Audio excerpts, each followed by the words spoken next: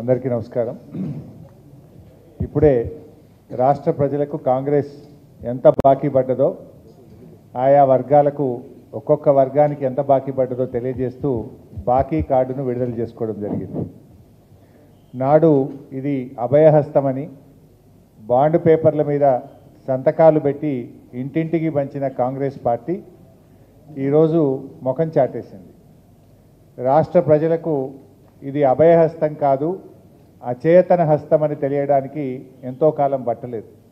ఇది అభయహస్తం కాదు, ఇది అచేతన హస్తం అనే విషయం ప్రజలకు అర్థమైంది. ఆ రోజేమో పోటీలు పడి గాంధీల మాట ఇదని గాంధీ టోపీలు పెట్టి సంతకాలు పెట్టి గ్యారంటీ కార్డులను ఇంటింటికి పంచి ఓట్లు వేసుకొని అధికారంలోకి వచ్చారు. కానీ ఈ గ్యారంటీ కార్డు ఇలా గ్యాసిప్ కార్డు అయిపోయింది. అంతా మోసం, అంతా దగా కార్డుగా తెలిపోయింది. ఆ రోజు అధికారంలోకి వచ్చిన మొదటి క్యాబినెట్లోనే మేము తీర్మానం చేస్తాము, మొదటి శాసనసభలో చట్టబద్ధత తెస్తాము, 100 రోజుల్లో అమలు చేస్తామని హామీలు ఇచ్చారు, నమ్మబలికారు. ఇది సోనియా గాంధీ మాట అన్నారు, ఇది రాహుల్ గాంధీ మాట అన్నారు. రేవంత్ రెడ్డి చెప్తే నమ్ముతారో నమ్మరో అని గాంధీల మాటగా ప్రచారం చేశారు. 100 రోజులు కాదు, ఇలా 700 రోజులైనా కూడా అమలుకు నోచుకోలేదు. ఆ గాంధీలేమో ఇలా హైదరాబాద్కు రావకుండా ముఖం చాటేసింది. ప్రజలు ఎక్కడ నిలదీస్తారో, ప్రజలు ప్రశ్నిస్తారని ఆ గాంధీలు ఇలా హైదరాబాద్కి వస్తలేరు, ముఖం చాటేసినటువంటి పరిస్థితి. ఇలా రివ్యూ చేయాల్సిన బాధ్యత లేదా?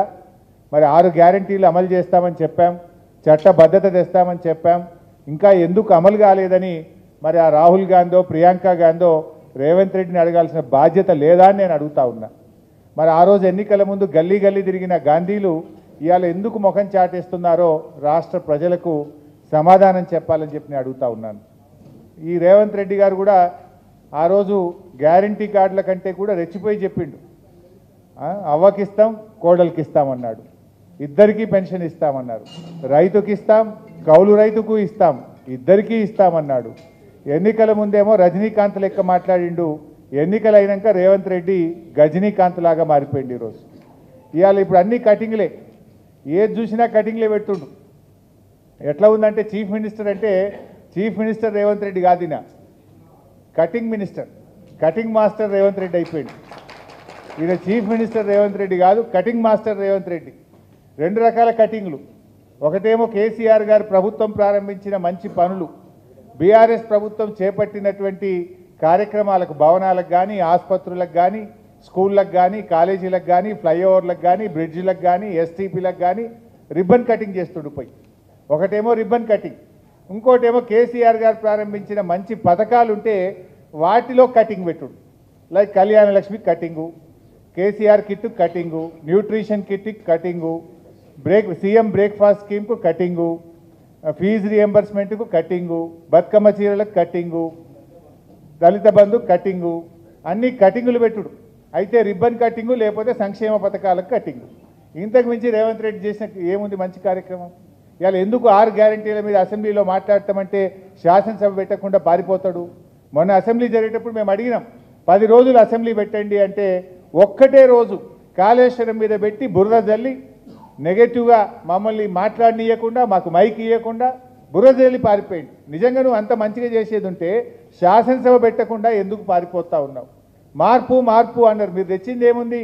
ఏ మార్పు తప్ప మార్పు లేనే లేదు. ప్రజలను ఏమార్చడం తప్ప రేవంత్ రెడ్డి కాంగ్రెస్ ప్రభుత్వం తెచ్చిన మార్పే లేదు ఈ రాష్ట్రంలో. అంతా మోసం అనేటువంటి విషయం ప్రజలకు అర్థమైంది. అందుకే మేము ప్రజల్ని కూడా కోరుతా ఉన్నాం, ఈ గ్యారంటీ కార్డులు తెలంగాణలోని ప్రతి ఇంటింటికి ఈ ప్రభుత్వం ఆ రోజు గ్యారంటీ కార్డులు ప్రభుత్వం పంపింది. ఈరోజు ఈ బాకీ కార్డులను ప్రతి ఇంటికి బీఆర్ఎస్ పార్టీ పంపిస్తూ ఉంది. రేపు పంచాయతీరాజ్ ఎన్నికల్లో కానీ, జూబ్లీ హిల్స్ ఎన్నికల్లో కానీ ఎవడన్నా కాంగ్రెస్ పార్టీ నాయకుడు ఓటు వస్తే, ఈ ఓటు కోసం వస్తే ఈ బాకీ కార్డు చూపండి, గల్లా బట్టి నిలదీయండి అని చెప్పి నేను ప్రజలకు పిలుపునిస్తా ఉన్నా. ఎందుకంటే ఆ రోజు 3 నెలలు భద్రంగా పెట్టుకోండి, ఈ కార్డు మీకు చట్టబద్ధత తెస్తాం, 100కి 100% అమలు చేస్తామన్నారు.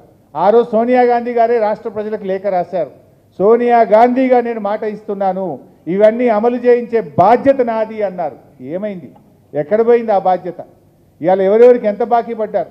ఇవాళ ప్రభుత్వ ఉద్యోగులకు మోసం చేశారు, 5 డిఏలు పెండింగు, పిఆర్సీ గురించి మాట్లాడే పరిస్థితి లేదు. ఇవాళ ఆటో కార్మికులకు 12,000 ఇస్తామన్నారు, పొట్టగొట్టారు, వాళ్ళను రోడ్డు మీదకి తెచ్చిన పరిస్థితి ఉంది. ఇందిరమ్మ ఆత్మీయ భరోసా అని వ్యవసాయ కూలీలకు ఇందిరమ్మ పేరు పెట్టిన ఆత్మీయ భరోసాకు కూడా ఇవాళ కటింగే పెట్టిండ్రు. మండలానికి ఒక ఊరికి ఇచ్చిండ్రు, మళ్ళీ అది కూడా బంద్ చేసిండ్రు. ఆ ఒక్క ఊరు కూడా రెండో కిస్తీ ఇవ్వలేదు. మిగతా గ్రామాలకు మిగతా కూలీలకు ₹1 ఇవ్వలే. ఇందిరమ్మ ఆత్మకు శోభిస్తుంది. ఇందిరమ్మ పేరు పెట్టిన ఇందిరమ్మ ఆత్మీయ భరోసాకు కూడా కటింగ్ పెట్టిండ్రు. వ్యవసాయ కూలీలను కూడా మీరు మోసం చేసినటువంటి పరిస్థితి. మీరు మోసం చేయండి ఎవరిని? రైతులకు మోసం, మహిళలకు మోసం, విద్యార్థులకు మోసం, నిరుద్యోగులకు మోసం, ఆటో కార్మికులకు మోసం, ప్రతి వర్గాన్ని కూడా ఈరోజు కాంగ్రెస్ పార్టీ మోసం చేసింది.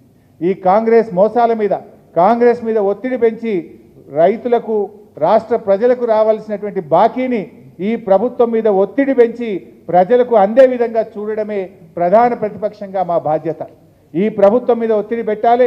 రైతులకు రావాల్సిన డబ్బు, నిరుద్యోగులకు రావాల్సిన ఉద్యోగాలు, మహిళలకు రావాల్సిన తులం బంగారం, మహాలక్ష్మి 2,500 ఇవన్నీ ఆయా వర్గాలకు అందే విధంగా ప్రధాన ప్రతిపక్షంగా ప్రభుత్వం మీద ఒత్తిడి తెచ్చే కార్యక్రమం చేయబోతా ఉన్నాం. ఇవాళ ఈ బాకీ కార్డు విడుదల ఆయా వర్గాలకు కాంగ్రెస్ ఇచ్చిన హామీలు అమలు జరగాలని, కాంగ్రెస్ మెడలు వంచి ఆయా వర్గాలకు రావాల్సిన డబ్బులు ఇప్పియడం కోసం బీఆర్ఎస్ పార్టీ ఈ యొక్క ఉద్యమాన్ని, ఈ బాకీ కార్డు ఉద్యమాన్ని చేపడతా ఉన్నాం. ఈ కార్డు ప్రతి ఇంటికి పంపుతాం. ప్రతి ఇంట్లో కూడా వారికి అర్థమయ్యేటట్టుగా బీఆర్ఎస్ కార్యకర్తలు వివరిస్తారు. దీంతో రేపు కాంగ్రెస్ నాయకుడు పంచాయతీ ఎన్నికల్లో, జూబ్లీహిల్స్ ఎన్నికల్లో వస్తే ప్రజలే మిమ్మల్ని నిలదీస్తారు. గల్లాబట్టి కాంగ్రెస్ నాయకులను అడగాలని, ఇవన్నీ ఇచ్చిన తర్వాతనే కాంగ్రెస్ పార్టీ గల్లీలోకి రావాలని చెప్పి ప్రజలు నిలదీసే రోజులు దగ్గరలో ఉన్నాయి. ఎంతకాలం పోలీసులను పెట్టుకొని చేయలేవు. అక్రమ కేసులు పెట్టి బెదిరిస్తూ ప్రభుత్వాన్ని నడపలేవు. ఇవాళ ప్రజలు ఏ రకంగా తిరగబడుతున్నారో మనం మొన్న బంగ్లాదేశ్లో చూసినాం, నేపాల్లో చూసినాం, శ్రీలంకలో చూసినాం. రేవంత్ రెడ్డి ప్రభుత్వానికి కూడా కాలం దగ్గర పడ్డది. ప్రజలు నిలదీసి తిరగబడే రోజులు దగ్గరలో ఉన్నాయి.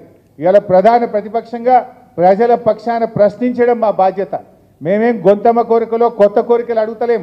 ఆనాడు బాండ్ పేపర్ మీద ఒకవైపు బట్టి విక్రమార్క, ఒకవైపు రేవంత్ రెడ్డి, మీరిద్దరే సంతకాలు పెట్టి ఇది మా గ్యారంటీ అని కార్డులు పంచారు.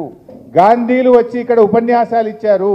మీరు సంతకాలు పెట్టిన బాండ్ పేపర్ మీద చేసిన దాన్ని 100 రోజుల్లో అమలు చేస్తామన్న దాన్ని ఎప్పుడు అమలు చేస్తారని ప్రధాన ప్రతిపక్షంగా ఈరోజు బీఆర్ఎస్ పార్టీ ప్రశ్నిస్తూ ఉంది. దీనికి మీరు సమాధానం చెప్పాలి. ఇవాళ మీరు ఆ రోజేమో మాకు చాలా అనుభవం ఉంది, డబ్బులు సమీకరిస్తాం, ఎలా సంపాదించాలో, ఎలా ప్రజలకు ఇవ్వాలో మాకు తెలుసని నమ్మబలికారు.